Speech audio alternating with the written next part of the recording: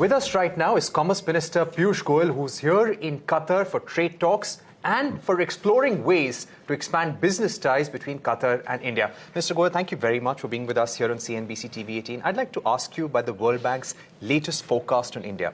They revised the FY26 forecast upwards from 6.3 to 6.5%, but the forecast for FY27 has been reduced from 6.5 to 6.3%. And this is because of the tariff impact that US tariffs will have. How do you see this, and what is the government going to do in order to protect our exports, ring-fence our exporters? Well, if you look at the first quarter's growth figure of 7.8%, and the indications are that this quarter also will go well, particularly given that GST simplification and rationalization has given a big boost to domestic spending. My sense is it's very appropriate that estimates have been revised upward, and we may possibly even land up doing better than that. As regards the tariffs, I can give you one data point. Tariffs have been in play for some time now. But despite that, our exports in the current year, in the first 6 months, are up by 4 to 5%. So India is a very resilient economy. The Indian businesses are not overtly dependent on exports. And I'm sure we'll be able to also come to terms and resolve issues with the United States in the near future. In any case, when we had launched the bilateral trade negotiations, we were looking at a fall October-November deadline. India is more focused on a very proper WTO-compliant, focused agreement with the US. And I'm quite confident that even next year, we will probably do better, and World Bank will be required to once again upgrade next year's forecast as well. So what is the current situation of our trade negotiations with the US? You spent a considerable amount of time there.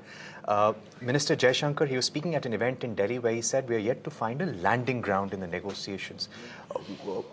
How would you describe the current state of play? Where are things right now? We are in very active dialogue, and there's a deep understanding of each other. I'm quite confident that we will be able to resolve the issues that are on the table and find the landing zone in the near future. As long as both countries and the negotiators respect each other's sensitivities and agree on a fair and equitable, balanced trade agreement, which will also help to balance trade deficits in the long run. I'm sure this will be a very positive development, which we are all working towards. What has also changed in the last few weeks? When you were there in the US, you made a point that US is going to play a very critical role in the energy partnership and India's energy requirements in future. How do you see the energy ties expanding? If you recall, that conference was about renewable energy largely.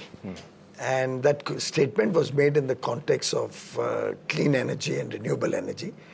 We also are looking at exporting to the US green hydrogen and green ammonia from India. And I think India would like to have relations across the world, particularly in the context of resilient supply chains and also as a contributor to the sustainability efforts of the world. Right. Now, coming to Qatar, you're here and you've had 2 days of intensive conversations with ministers and business people. By when can we have an FTA? And how is this FTA important? Because the total basket is around $14 billion right now. The idea is to expand it. But then LNG is such a big component. It's a small country. How is this important, and what are we trying to do? Well, as regards LNG, Qatar helps us in our energy security in LNG with their substantial sales of LNG to India.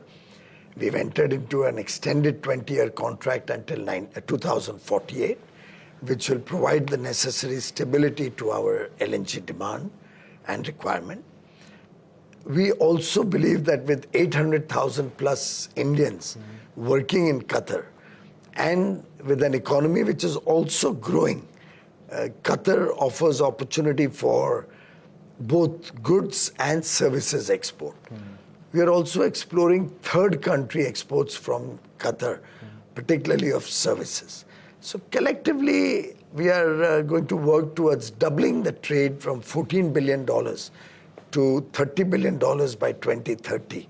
And most of the growth will come out of non-energy or non-LNG exports. So you mentioned that we may possibly have an FTA with Qatar by third quarter of next year or even earlier. How many more FTAs with Gulf are in the pipeline? The Oman FTA has been finalized and we are hoping to close discussions on the Oman FTA soon. One more country is in active dialogue and wants us to initiate discussions for an FTA. We are waiting to get some bandwidth since I already have teams busy with the EU and Chile, Peru, US, New Zealand, Australia for phase 2. ASEAN review is going on. So right now it's a busy season on FTAs. Right. On China, sir, is the press note 3 under review? Any progress in terms of revisiting our ties with China? I think the process is underway to reverse back to the pre-Galwan position, having resolved most of the issues around Galwan, due to which in the first place the restrictions or approval process was brought in. I'm sure going forward we will look at things with an open mind and see what are the possibilities to bring back a greater engagement with China, both on investments and in trade. And finally, sir, is there next phase of reforms that we can expect for exporters? There was talk about a 28,000, 25,000 crore export promotion mission as well. Anything that Indian exporters can... Well, I think Indian exporters continue to power the Indian economy. Even in the first 6 months of this year, as I said, we've had a growth of 4 to 5%. And we will continue to do well. And government has an open mind. And depending on circumstances and the situation, we will take the appropriate measures to support Indian exporters. Minister Goyal, thank you so much for speaking to us. Thank you.